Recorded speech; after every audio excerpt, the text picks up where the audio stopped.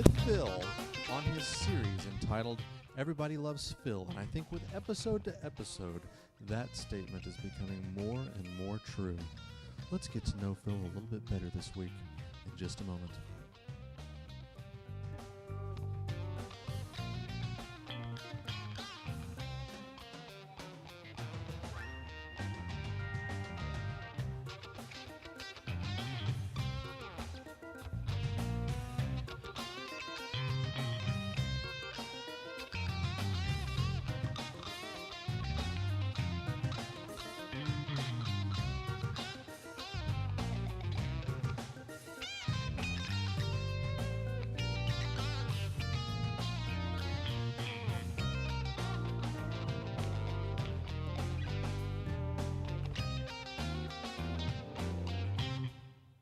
Evening. My name is Bob Graves, and they call me the Unconventional Pastor. And again tonight, I'm with a good friend of mine, Phil Gadisi.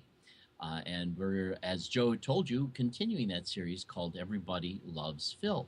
And part of what we're doing is we're working with Phil to explore some of the ways that his own past experience has come to define him, so that he can find various ways in which that definition of him is a false one, and therefore enables him to move along from it. Now, the purpose and the goal of this particular series is to share with you an example of the way that that life coaching can work for personal life coaching, and the idea being is that all of us possess certain skills and abilities, but those of us who possess these skills and abilities can usually be made to improve upon those skills and abilities if we have just the right kind of coaching. This is true in the sports world. When you have somebody with a lot of natural baseball skills, for example, that's not me. Do you play baseball at all? I used to when I was a kid. Yeah, but it's something that might be more along your line. If you've been involved in acting, right? Sometimes an acting coach can help reflect things back to you you may not see. They might watch parts of what you're doing that you're not seeing, and they can just kind of help you improve on a skill that you. An acting coach can't turn a person who can't act into an actor, but they can take someone who can act into somebody who's far better at it. And so that's really part of the goal of life coaching, is to take somebody who's doing okay with life, but helping them find ways of doing a lot better. And of course, a part of what helps in managing our lives better is to realize, as we began the series, we talked about the fact that we all present ourselves to the world with a public self. And as a result, that public self is the self that you project that everyone else is responding to. And the reason why people treat you differently than the way they treat somebody else is entirely based on the way they respond to the public self you project. But what if you don't really know what that public self is that you project? You might think you do. You might be, for example, trying to exude confidence, and you really start acting like a know-it-all or something, like I do, Right. Right. And right, yeah. and it can come across that way. So a person who thinks that there may be even sometimes that public self is something we present as a way of making up for an inadequacy we feel. That's true. And some people pull that off well, and some people don't pull it off as well as they think they do. But the truth is, it's that public self that other people are responding to. A big part of your life has to do with dealing with the way other people respond to you. So if you found ways of changing that public self you're presenting to the world, that could change the way a lot of people treat you. Oh, absolutely. Right. Now, there's a reason why you present the public self, and we've been building this argument. And the reason is that's the public self you feel safe presenting, because that public self is an honest version of you as far as you're aware of, with some compensations for inadequacies you're trying to hide. And this is something we all do. That public self is something that's a little bit or a lot different, possibly, from that private self, that person deep down inside you believe yourself to really be. I'm arguing that the person you present yourself in publicly isn't the real you. I'm also arguing that the person you think you are deep down inside, that isn't the real you either. Right? Bits and pieces. It may seem that way, but what I'm going to be arguing is this, that it is the experiences you've gone through in life that caused you to draw the conclusions you've drawn that this is who you must be. And I'm saying that's actually only your working model, right? Yeah. Yeah. So if you'd grown up in a different family at a different time with different circumstances, had you actually faced different events in your life than the ones you did, you would have come through those with a very different view of yourself. Makes sense. So, and that's what you would have done. Suppose you had been born in a different birth order, but it was the exact same genetic you. So it's you. You would have turned out differently. Oh. So basically, though, what we're saying then is this: the you that you deep down inside think you are, that's just the you you've turned out being based on the experiences you had. But it's not the real you. That's just the shape you've ended up in by having gone through those experiences. Right. Knowing that means you can now begin to shake some of that if it isn't really you. It's just what you've been through and the conclusions you've drawn, particularly, for example, if some people have dominated you in a way they had the upper hand, like if they were older, smarter at the time. And some of the older kids will be smarter than you because that's just the way it works with age. And they had some of the people had a slightly different personality. Had some of those people been perhaps more supportive, some of those people have been less supportive. You could have turned out better or worse in condition, but it would still be just the condition you're in. It wouldn't be the real you. I further argue this. None of us know who the real us is. We never do, nor do we need to. It's good enough that the working model we have is a healthy one. That'll be good enough because after all, you got to interface with the world the way it is. And what better way to do that than base it upon the experiences you've been through, but with a far better understanding of what those experiences do and don't say about you. I mean, you're a guitar player. Right. Now, that couldn't happen if there weren't within you certain musical aptitudes and skills, right? Right. But what if you've been born in a country and or in a day where they didn't have guitars? Would you not be a musician?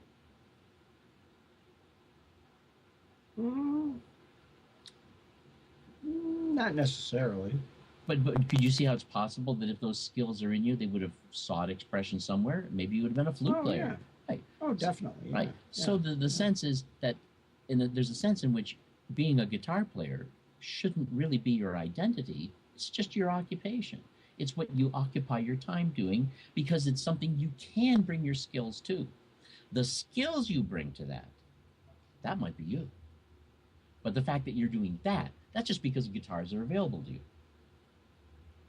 You see how there's a difference between the specifics that we're dealing with here and the skills and generalities of personality and other things like that you bring to them. Mm-hmm. Those are two different things. Right. So then last week we talked about some of these things that had to do with how these notions of yourself were developed. And we talked about internal events, ways in which you process thoughts. And we also talked about things that happened outside of you, the way you discovered causality. Things happen, and they happen for reasons that you have concluded. Now, do you remember what I said about causality? Yeah, you might have to. Okay. Go through I it talked again. about that. Yeah. All of us discover that everything that happens seems to have a cause. And we discovered that there are three possible causes. Three possible. Right. I cause them to happen, someone else causes them to happen, or they're caused by something I don't understand or haven't yet identified. But I also said that all of us in our younger age take a shortcut. We pick a default. And from that day forward until we grow out of it, everything has that cause until we learn better. So some people believe they make things happen.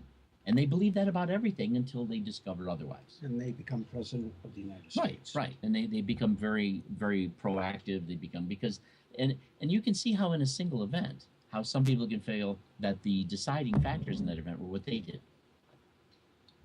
So they made things happen. Other people Would feel you like say they're more geared towards leadership? perhaps and negotiation. For example, if you come to me and ask me, like I'm going to have you do some work for me in November, and suppose you offer me, you say, okay, I'll do this for $25 an hour, and I say no. Well, if you are a person who feels that you're not the person who makes things happen, you'll probably take my no as being stronger than your request for $25 an hour. Right? Yeah. So I'm glad that for now you're an intimidated person. Got this guy cheap.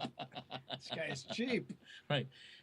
But you see, if I tend to do that. Right. I tend to do exactly. that. If somebody says no to your price, you give in, right? Back down. Sure. Now, sometimes you should, because if you want to work and maybe they can't afford that, maybe they don't feel it's worth that to them, or maybe they're just a proactive person and they're trying to go on the cheap as best they can. Right. I did some work for a guy in this neighborhood. I'm not going to tell you who he was, but he owns a lot of the real estate in here, and I was doing some painting and some other work for him, and he'd sit me down in his office. Now, look, I don't want this to cost me an arm and a leg, and and I'd say to him, do you want it done?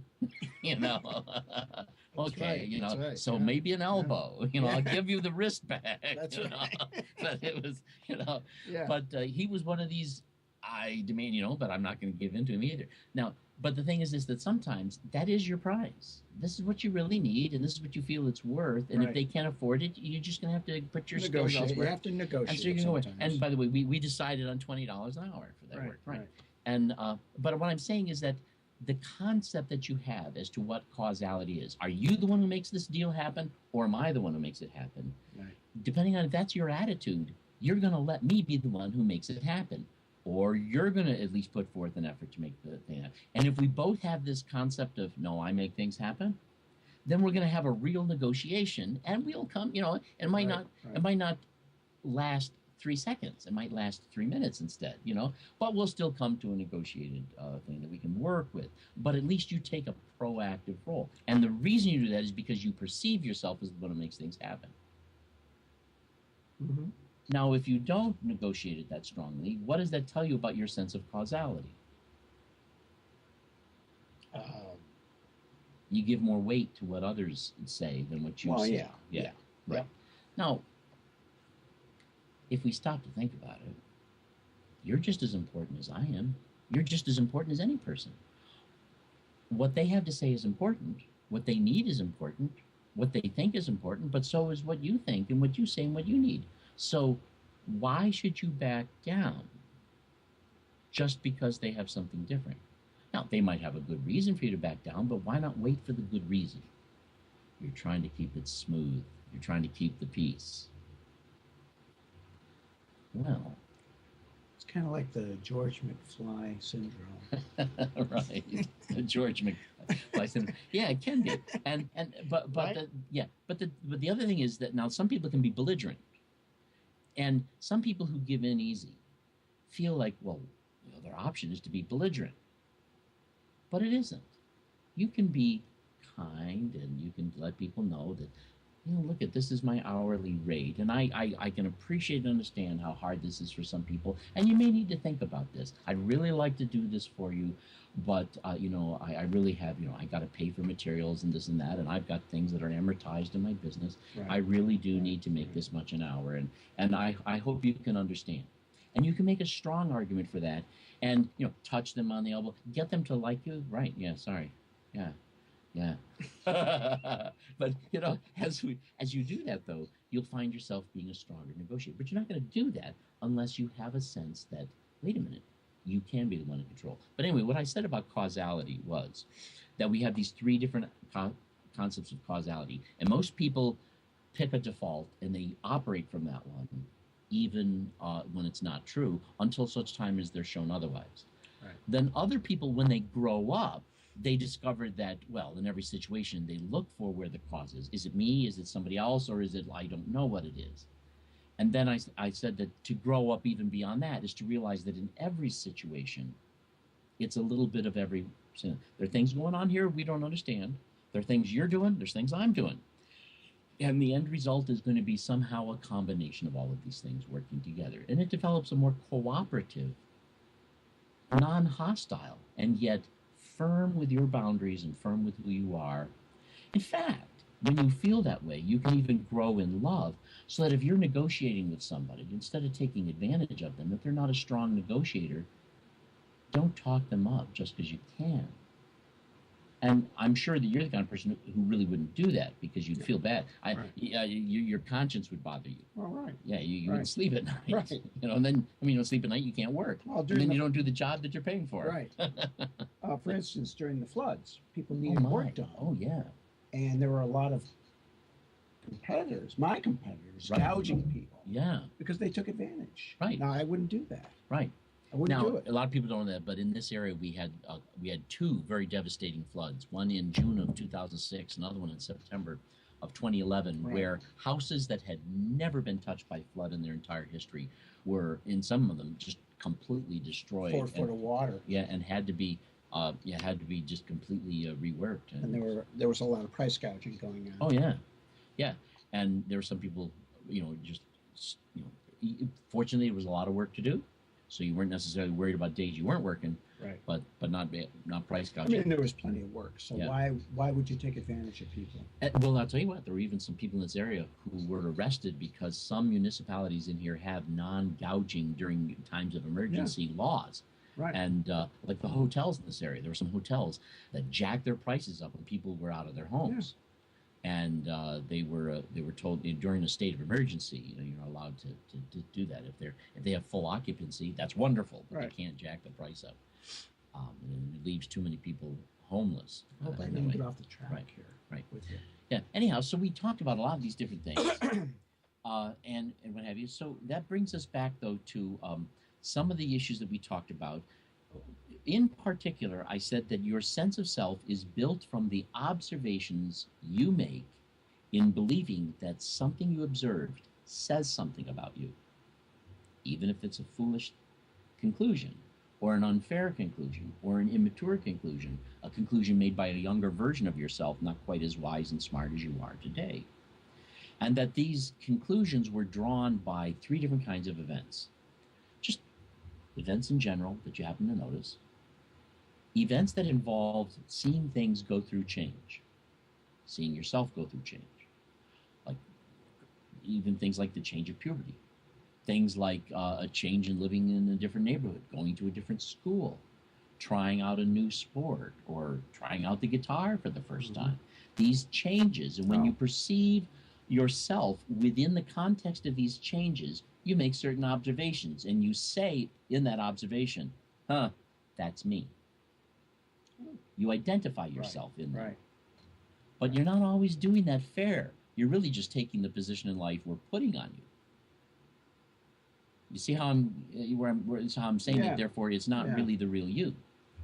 So that brings me now to some questions here that I would want to ask. Oh, the third thing here is this, is not just the changes, but then certain people that you, for whatever reason, perceived their example or their behavior as being somehow credible, that says something. This could be people you know or people you observe from a distance, people who interact with you or people you watch interact with others. And certain people stand out to you in certain ways that the things they do tell you something about you. You might see somebody who's really good at something that you don't do, and you might admire what they do well and say to yourself, "Oh, I can't do that." And then you become the person who can't do things. And that is the result of your observation of this other person. It's possible that they were actually doing something you could do. Let me just go back to that thing that I had said earlier. I'm arguing that the real us, the real you, is someone that in many ways we have no idea who that is. And although there may be things you've never done in your life, I would want to argue there is absolutely no way for you to honestly really know if the reason why you've never done that is because you can't or because you just haven't figured out how to do it yet. There's no way for you to know. So the truth is, we don't know what your limits are. I'm sure you have them, as we all do. Well, there's the But we fear, don't know what there's they the fear factor. Sure. Fear of many things, such as Failure. fear of failure. Nobody wants to show up with egg or mud on their face. I think that was a lot of my problem. Right. I have a fear of failure. Oh, you Yeah. can't do that. People, no, you can't. Right. I had a lot of can'ts. You can't. Yeah. You can't. You can't. You can't. Negative. So you, right. Negative. Negative. Negative. But I guarantee you. All my life. Right. I guarantee you, though, there's a lot of those things, given the right opportunity, you could do them. Not only that, but I guarantee you this. A lot of people telling you can't do it, there was a time when they couldn't do it either, You just didn't see them failing at it while they were learning how to do it. Right. And now they've learned how to do it. You come along, you're trying to learn how to do it. You can't do it, and they go, ha ha ha ha ha. And then you give up Right. easily. You Right. give up. You just give up. Right. You don't pursue it. You don't. Particularly if your default concept is that other people make things happen.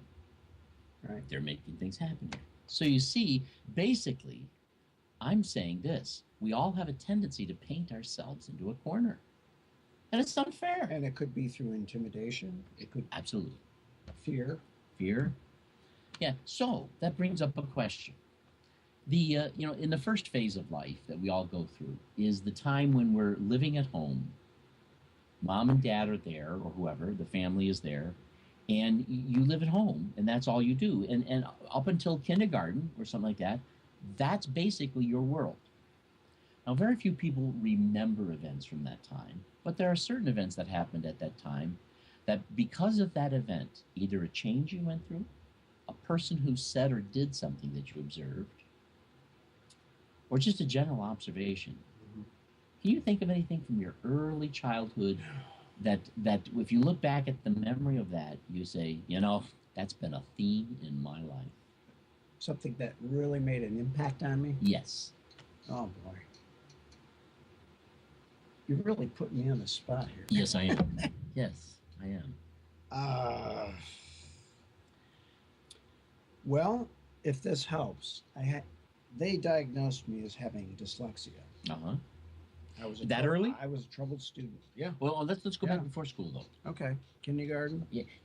Before school. If we can't think of anything, then we can move on because that I'm asking to go back to 5, 4. There wasn't 3, a 2. definitive, nothing definitive. Yeah, that that I stands can- out to you, right? Yeah. Yeah, that really stands Okay, well, let's out. go to the early days in school. Your kindergarten through, prior to puberty and all that. That you mentioned the dyslexia. That you were diagnosed with dyslexia. That can be. Well, this might be significant. I started in public school, Mm-hmm. kindergarten. Yeah. Then my parents transferred me to Catholic school. And I think that's where they diagnosed me as being Okay. dyslexic. Do you know why they transferred Well, you? I was spelling backwards. No, why did they transfer you? Because my mother wanted me to have a Catholic education. Oh, okay. So you weren't conscious of anything. No, there. no. Okay. All right. no, So no. okay, that wasn't it. So okay. So you So get I was there. having trouble. Spelling. Well, I think part of it was the nuns Uh were kind of incompetent huh. teachers. Seriously. Now you think that. Did you think that then? No. Okay. So this represents. That's a very interesting statement. Now you realize that those nuns didn't have their act together as much as you thought Plus, back they then. were abusive. Yeah. If you didn't spell correctly, Crack with the whack. knuckles. Yeah. so that might have had an impact on me. And what? Yeah. You know, you're spelling, you're adding. You can't add. You can't subtract. I mean, they were abusive. Yes. And what is the relationship with abuse? They're authority figures. What did that teach you about your role in their abuse? I mean, there was no. It was repressive. Yeah. Right. It was repressive. Now that you're older, though, as you no doubt see, and by that way, this is part of what we've done. What you've already done this part. I don't have to coach you out of it. Now, when you look back at it, you see that as being very oppressive. You see it as having shaped part of you. You now reject that. Now, let me ask you this, though, in terms of that, the discipline they gave you, the abuse you had to accept, Mm-hmm. the problems you had with the math and that, what did that make you feel like? What person did that make you think you are? Oh, I just this kid that, I just felt inadequate. I felt stupid. Yeah, I felt stupid. yeah. And also you recognized where on the totem pole in the line of authority you were, Mm-hmm. somewhere at the bottom. Mm-hmm. Now, here's the thing that I think is going to be an interesting thing to think about. As you grew older, when you grew out of thinking them as having the right to do what they did, when you got to the point where you realized what they did was abuse, Did you grow out of those conclusions, or did you transfer those conclusions to new events that were now abusing you? Well, I think I transferred it to. They shipped me out of Catholic school in third grade, Yeah. put me back into public school. Okay. So I don't think I ever recovered. Right. And I as don't think I ever recovered. Right. So there may be aspects of who it is you think you are that are still residually based upon you must be stupid. So if somebody says something that implies that you're stupid or something, what feelings does that draw on you?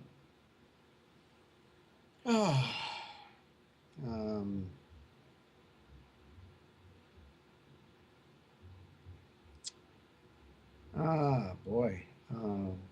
I could give you an example of something I think. Suppose we're like when the band was practicing something, Right, and you're right. struggling getting something, not getting it. Frustration. Frustration. And what does it make you feel like towards the other people who are around you?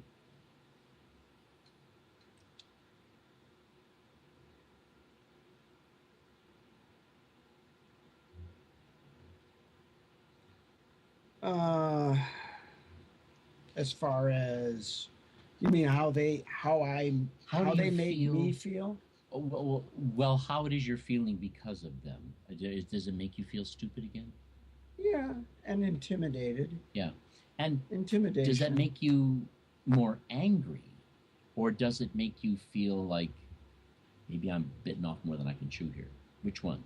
Bitten off more than I can chew.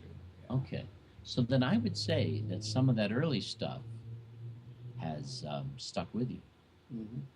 because I would argue that, and I've watched you, by the way, go through that process, and I would argue, I would argue that you haven't had the love and the patience to give you the time to work this out, and that you have not very often been given that, and that if you were given that more often, you'd get better at working it out, and you wouldn't find yourself in that awkward situation as often. Yeah. And part of the reason I know that's true is this. Sorry, Mike.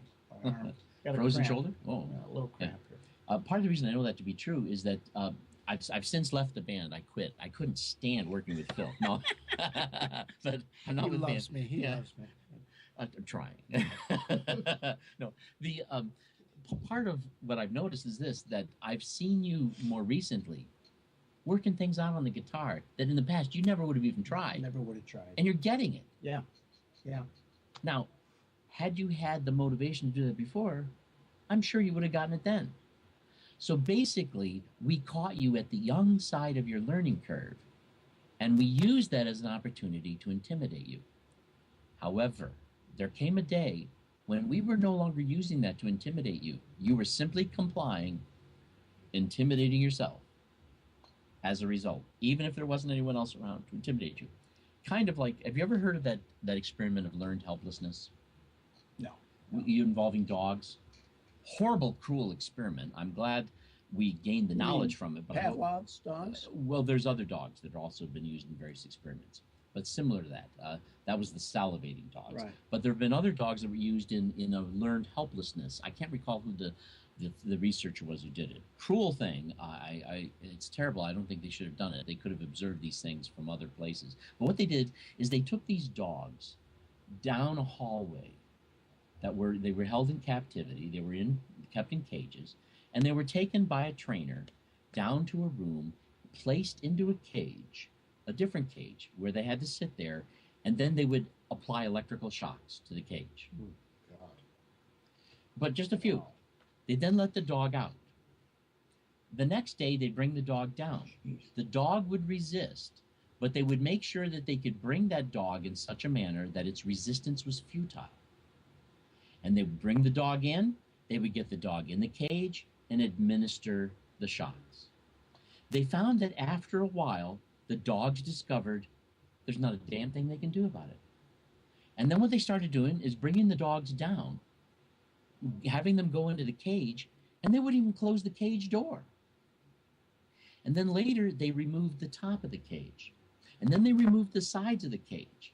And by the end of the experiment, they could bring these dogs down, place them on the plate that's on the ground where the cage used to be. Right. The dogs would do it, and they'd take their shock and go back to their room. Oh, my God. Now, by the time we get to the point where they're just on that plate, these dogs have the ability to just jump off the plate. And they're at a point now where if they would do so, the trainer wouldn't stop them. But what do? They just accept their lot in life. Right. Right? Now I'm a dog. Right. But you see, this is what I'm saying, is that once you've learned these things in your adult life, a lot of what you do is just, well, this is my role in life, so this is what I'm going to do. Right. Well, I'm telling you something. Those cage sides are now off. That door is now open. And there's a lot of these circumstances you can work with. I would want to argue that that issue, this particular one of being intimidated, feeling stupid in a situation like that, you'll know when that issue is resolved for you. When you find yourself in a difficult situation, trying to pick something up, and it neither bothers you that you're not getting it, and you feel, well, I'll get it later, maybe I won't, but that's okay. When it becomes a non-issue for you, and if others try to intimidate you, like, what's the matter, Phil? Well, you call yourself a guitar player? And then when they intimidate you, you find yourself amused at their ignorance. Now, if that was your response, and by the way, I think that's an accurate and correct response. Yeah. But it's not the one you feel. Well, your shoulder's hurting you, isn't it? Oh, no, I'm just cramping up, folks. Yeah. Sorry. No, that's all right. But you can see how the way you have become the you think you are, how when situations like that start, you begin to play your role. I don't like that role. Well, I think we're all wired a certain way. We're programmed a certain way. Don't we program And ourselves? we can always change the channel. We can. If we want. So I'm saying that you tuned into this channel at the end of a ruler with a nun slapping your fingers. Right. Or worse. Right.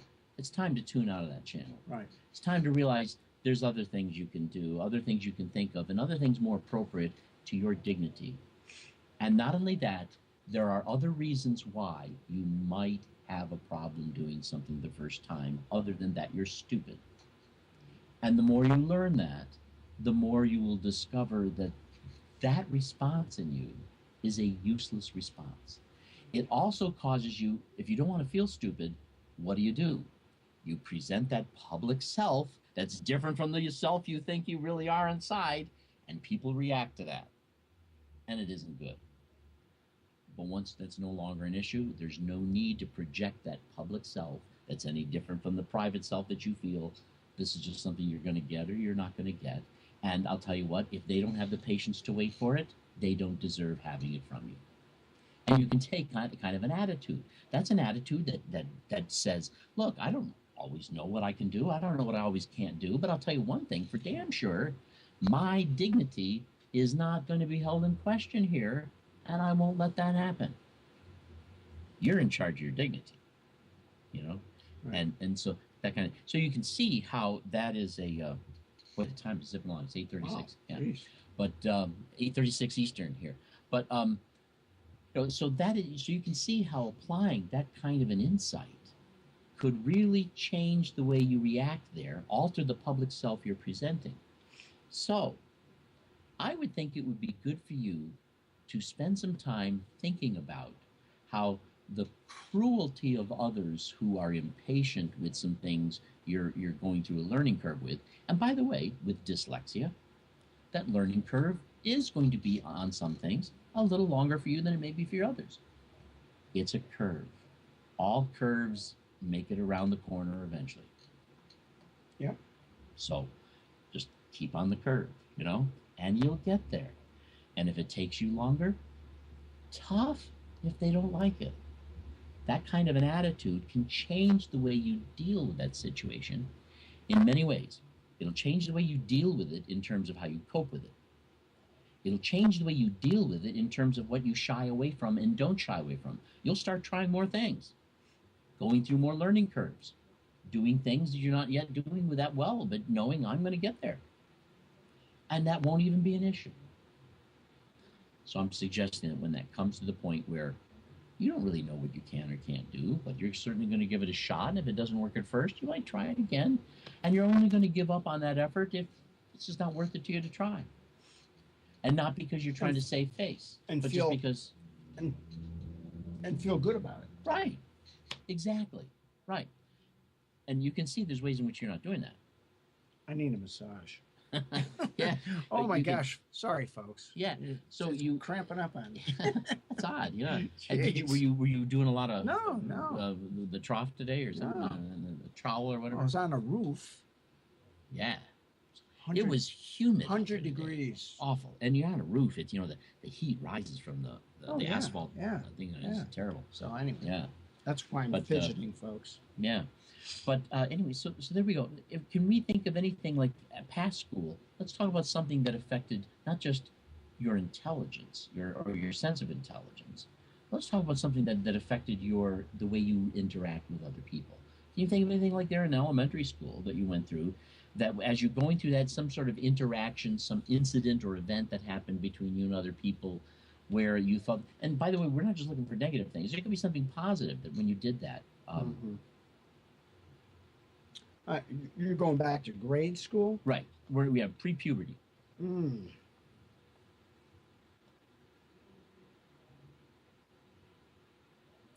Yeah, I can't Anything think stand of out? anything. No, not Okay. really. Well, then I mean, let's- there was a series of things, but Yeah. I can't really. nothing standing out right now. Nothing really stands. You know, out. during the week before next Wednesday, something might come up in your mind. If it does, jot it down, and we'll talk about it then. Okay. So let's move forward. There comes a day when, and I'm kind of breaking it down like this because we all tend to partition our life into phases. There's the preschool phase. And although there's a lot of radical changes going on between birth and 4 or 5 years old, that it's all pretty much kind of pocketed together, particularly since we don't remember many of the things from 1 or 2. But where most of those radical changes happen. But then you get to school, and then another time that changes our way of dealing with the world is when we finally reach puberty. Suddenly, our social life is changing. Whereas before we were hanging out maybe with guys, now we're trying to figure out how to hang out with girls. And we're not used to that. We don't know what they are or how they think. And we know they're different and delightful in various ways we can't describe. Love that song, by the way. How Do You Do It? Remember that song? I love that. Yeah. What was it? Jerry, the Pacemakers? Jerry and the Pacemaker. Yeah, they did that song, and that was written by McCartney and Lennon, wasn't it? Yeah. Yeah. Yeah. And they actually, the Beatles actually recorded it, but they never released it. But I love that song. How do you do what you do to me? I wish I knew. If I knew how No, you that do it was to me. Mitch Murray wrote that. Mitch Murray wrote that? Yeah. Oh, that's right. And the Beatles recorded it Right, as a right, cover. That's right. Yeah. That's right. I had forgotten that. Yeah. See, you're more detailed. See? I feel so stupid. You are really dumb. How could you're a Beatles expert? I Come know. on. Yeah, I pay attention to the music, not the. Yeah, but anyway, that's funny. But as we look at that, you come to puberty. Were there any events that you can think of as you're arriving at puberty where you're trying to discover who it is you are, and you think you know who you are?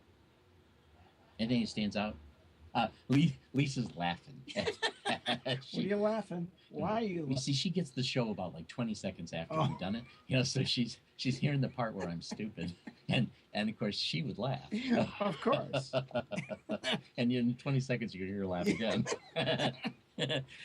Anyway, Oh, but where were we? we were talking about puberty and reaching that, and as you begin to re-socialize, alter your socialization. Are there any particular events that stand out to you that you think told you something about who it is you really are?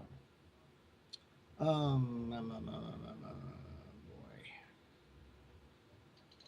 there's so many things. Huh?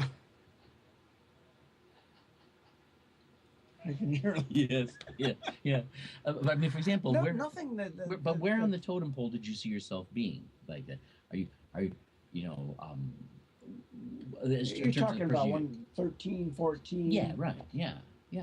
Hmm. You know, I mean, some guys come into that age, Positive, negative. anything. Yeah. I mean, Well, some I guys. was a hell of a baseball player.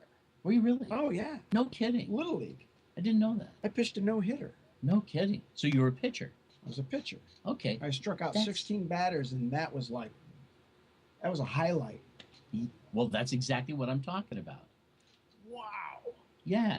Now you didn't continue doing that, but But no, at the I same didn't. I time, didn't. but that must have been an extremely It positive was a thing. confidence builder. Oh, definitely. I can't imagine how it wouldn't be. Yeah, particularly since you developed a record.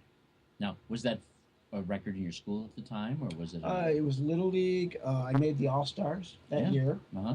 I was proud of that. I mean, so it was an opportunity for you to shine, and they weren't snapping you on the knuckles for it. Yeah, I mean, people were like, I was in the newspaper. Yeah. Of course, they misspelled my name. Yeah. What are you gonna? How'd that make you feel? They misspelled my name. I can't get the credit. But so now that being a positive experience. Now, whether or not we're going to deal with baseball, which is really a particular that you're going through, nonetheless, we are talking about some aspect of yourself that involves a certain level of physical competence. And you found yourself able to do it. Let me ask you this. What was your learning curve like with baseball? What did you experience?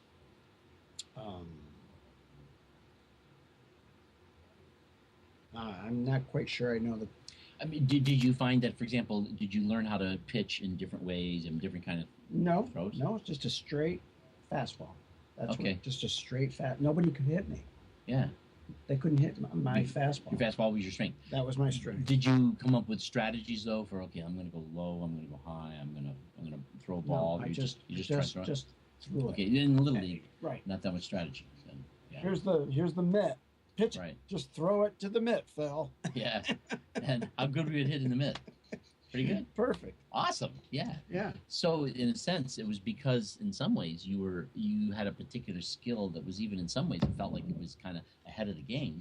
Yeah. You were offering these kids something they hadn't ever dealt with successfully. I heard kids on the opposing team come up to me afterwards and say, "God, your fastball, scary." I mean, they were intimidated by my fastball. Right. They were like, "Whoa." And so you learned so I'm like, you had a strength. Yeah. Right. Yeah. That, I imagine, carried you. So that was a defining moment in my life. Now, who watched you play baseball? Oh, my parents. They were both there. Oh, yeah. My parents came to every game. Really? Oh, awesome. Yeah. That is an experience. That's wonderful. Yeah. Neighborhood, the kids in the neighborhood, parents. Very good. Yeah. So Phil was the star. Was the star. Well, that's good. I mean, because that shows us that this isn't the beginning of Everybody Loves Phil. See, they supported me. I got to say right. that. My parents did support. They did support me. And that shows you where you were in the family, that you belonged, you were part of them. Mm-hmm. And that also tells you something of who you are. You're a person who belongs. In fact, I wouldn't be surprised if a great deal of your kindness and sensitivity comes from the kindness and sensitivity you experienced from others. And that was very upbuilding during that time. Oh, yeah. Definitely. Most definitely. Definitely. How did that affect your relationship with, say, girls? Did they come to the games or, they weren't. It's just, yeah. Not until I started playing guitar. That's right. Yeah. That was weird, I got to be honest with you. There weren't any groupies in baseball back then. I know. No, you're right. I'll tell you what. Can I show you how stupid I was? When I started playing the guitar, the girls start paying attention to it. I found the girls to be a distraction. I was too interested in the guitar. That. No, that's the truth. Do you really believe that? Come on. I found them to be a distraction. No way. Yeah, I was more interested Get in guitar. Get out of here. I'm trying to play. Sometimes I'd rather go home and spend 2 hours playing my guitar than going over to a girlfriend's house or something like that. That was true. I was an idiot. But no, and I'll tell you what. Part of the reason why that was true was that I was very socially intimidated at that. It was actually I was in 9th grade when I finally made a social change. Something a lot of people may not know about me is that I didn't get along well with my schoolmates. I just didn't, and I just was the odd man out, and I had such an awkward relationship with them. I was a good guitar player, but I just was so uncomfortable socially. I went down to the guidance office in the middle of the year, and I said, I want to go back to 8th grade. And they said, You can't. I said, well, I want to. I said, I don't get along with these people. And they said, well, we can't let you do that. You've already taken 8th grade. So I wasn't about ready to take no for an answer. So what I did is I looked in to see what people were doing in the school. And here's what I did. I finally kept on going down there every day for like a month. And I, because they have to see you if you want to see them, and they were like, "You're here again, Bob? Okay, let's listen to the spiel again." I finally told them this. I said, "Look, I went through eighth grade math, and I finished the work that was needed in 2 weeks, and then I sat in the class for the rest of the semester. So I'm good at math. I'm now taking algebra, but you have an advanced placement algebra class that eighth graders are taking. Well, just transfer me to that class, and I'll just continue taking algebra like I am now." You've got people who are taking advanced placement in history and advanced placement in science. And is that these are kids who are in eighth grade, but they're taking the same stuff us ninth graders are taking. They're just more advanced. So put me back in eighth grade in this advanced setup, and I became an advanced placement student. They finally bought into it. And when I went into that new class, they transferred me back to eighth grade. I went back on my own. Back then, I don't know if it was the same at UE. You went to UE at the time, didn't you? Yeah. I don't know if it's the same UE, but it may end well. The ninth graders, they were too good for eighth graders. And the grades didn't intermingle, except for maybe boyfriend and girlfriend. Yeah. So I'm now in a new social setting. Because I'm an eighth grader, the ninth graders didn't want anything to do with me. The eighth graders, they didn't know who I was. And now I'm this new guitar player kid in school, and I instantly went to kind of the top. And so for me, that was a powerful thing to go through that. But prior to that, I was an extremely shy, intimidated person who was very socially awkward. And then I went to a position of being, very popular, a guitar player. And I was back then. I was a good guitar player. A lot of people would come to me and saying, "Show me how to play this thing, because you seem to know how to do it." I remember you. Yeah. A lot of people came around and they were living with Bob Graves. Yeah. One of the best guitarists in the area. And I was playing back then in bands that were like 2 or 3 years ahead of me. Yeah, I remember that. As a lead guitarist, and I had fun with it, and just. And he had a ton of hair. I used an egg shampoo to fluff it up in the bag. Fluff it up. Good-looking guy too. He's a good-looking guy. But that was for me a very positive experience. Anyway, a viewer says that reminds me of chaining elephants when they're babies, and that's exactly the same thing. Remember the story? You chain the elephant. You go down to the zoo and you see the baby elephants have these thick chains on them, and the adult elephants and the adult elephants have just these tiny little ropes. Right. And the reason is the adult elephants have the learned helplessness. They know that if they're tied in, they can't get away. Even though they can knock that little rope and hang on it anytime. Right. They don't know they can. It's the same thing as called learned helplessness. That analogy helped me a lot when I was younger. Anyway, we're out of time. Thanks for coming here again. I appreciate it. And we'll continue this next week. And, this isn't going to be, we're not going to be moving at breakneck speed. But basically, we're going through the process of thinking about the kinds of questions that shaped the attitude we've taken toward ourselves, and a possible way of realizing I deserve a better attitude, and I'm going to start using it. And this helps. We can do it better when we realize that the attitude we've had is based upon a false conclusion. It's not really authentic. Right. And we can come up with a better conclusion that's really more authentic and honest. We can't do it by playing a different game. We can only do it by playing a game, or stop playing games and start being real and kind to ourselves. Right. Well, anyway, that's all we got time for. Bob Graves, the Unconventional Pastor, and we'll catch you on Sunday next time around. Take care. Ladies and gentlemen, stay tuned. In just a moment, we will have the Cult of Honesty coming right up.